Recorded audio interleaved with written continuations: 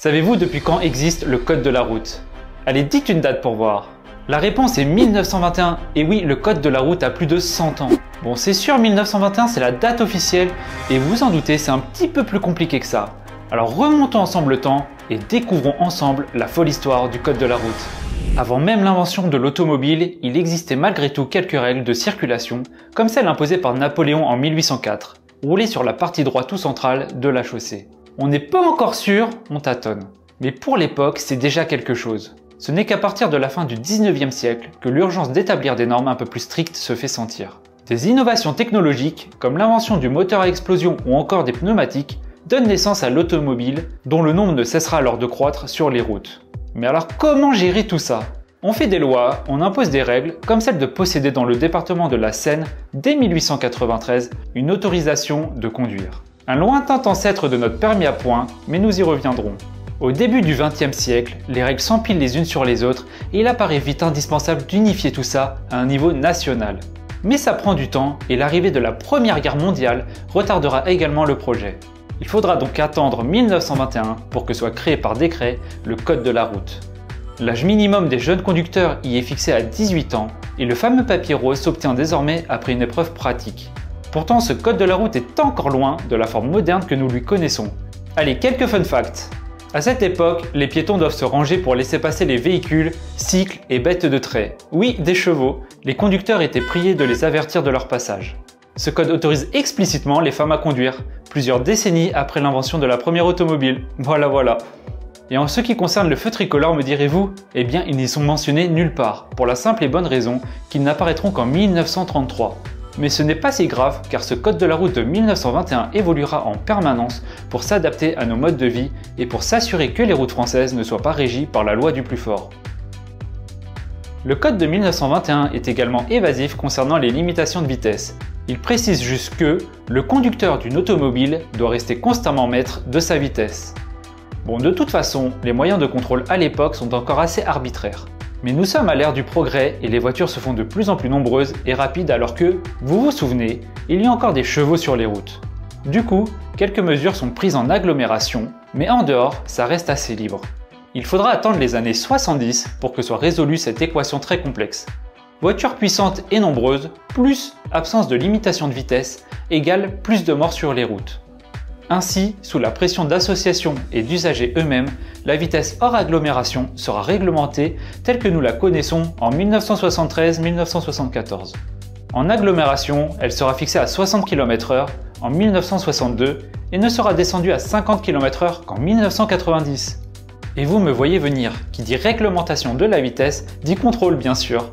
C'est en 1956 qu'est installé le premier radar manuel. Il nécessite alors la pose de 2 tubes de caoutchouc en travers de la route et la mesure est faite au chronomètre. Question discrétion, on repassera. Bien entendu, ce système va se perfectionner et en 2003 apparaît le premier radar fixe automatique, en 2009 le radar feu rouge, en 2012 le radar tronçon. Bref, on n'arrête pas le progrès et par chance, nos voitures modernes sont de plus en plus équipées, alors pensez à mettre votre limiteur de vitesse, votre permis à points vous en remerciera. Le permis à quoi? Le permis à points.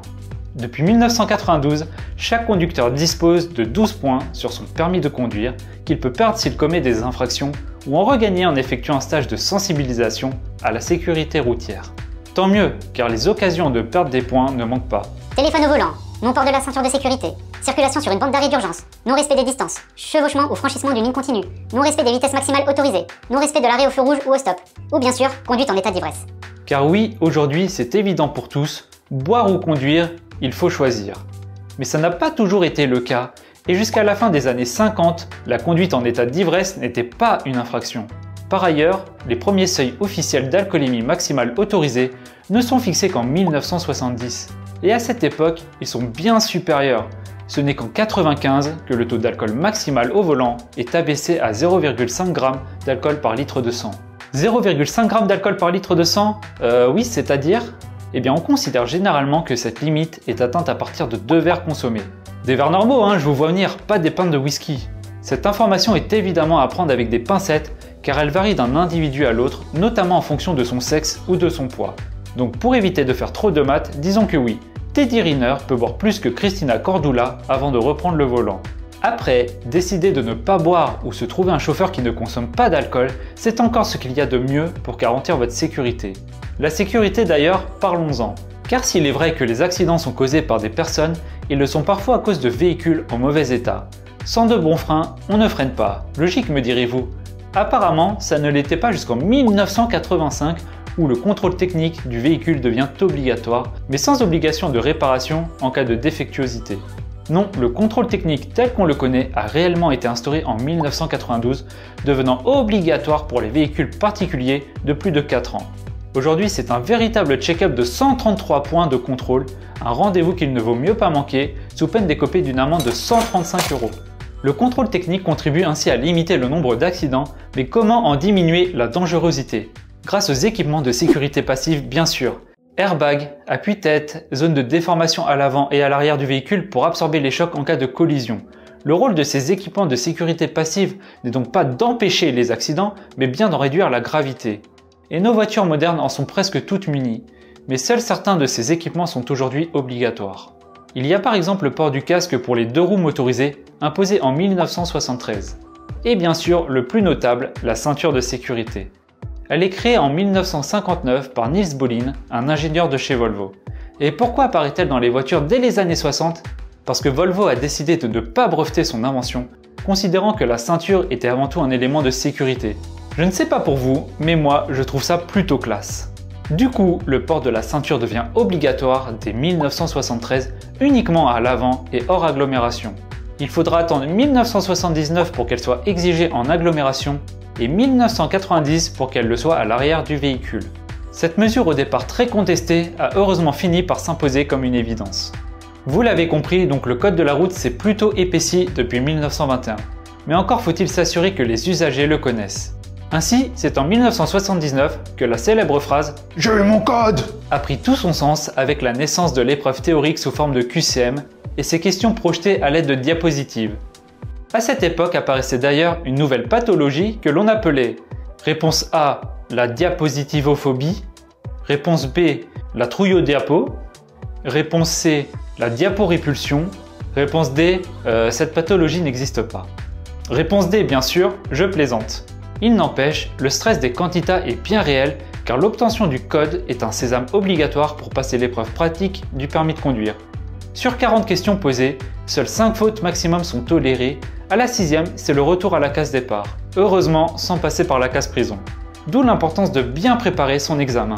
Alors que retenir de tout ça? Eh bien que le code de la route n'est pas figé et qu'il évolue constamment depuis 1921 pour s'adapter aux innovations et aux changements des mœurs. Et oui, à l'époque, on ne pouvait pas être verbalisé pour utilisation du portable au volant. Et on conseillait encore un petit verre pour la route après un repas déjà bien arrosé. Mais on remarque surtout que cette évolution s'est progressivement construite pour limiter les accidents et leur dangerosité. Il y a un siècle, ne nous le cachons pas, c'est la loi du plus fort qui régnait sur les routes. Heureusement, ce qui pouvait sembler chaotique autrefois est aujourd'hui parfaitement réglementé et protège de plus en plus les usagers les plus vulnérables, comme les piétons ou les cyclistes. D'ailleurs, le nombre annuel de morts sur le réseau routier, dont le pic est atteint en 1972 avec plus de 18 000 décès, ne cessera de diminuer progressivement. En 2022, 3267 personnes perdaient la vie sur les routes de France, et si l'on peut se féliciter de cette baisse, c'est encore trop. Par chance, de nouvelles règles et mesures de sécurité sont à l'étude afin de répondre à l'objectif de l'Union européenne de diviser par 2 le nombre de morts d'ici 2030. Mais vous, qu'en pensez-vous de l'arrivée de ces nouvelles mesures? Merci d'avoir regardé cette vidéo. Si vous l'avez aimée, n'hésitez pas à la partager, à la liker et bien sûr à vous abonner à notre chaîne. Allez, faites bonne route et à très bientôt pour de nouvelles vidéos. Bye!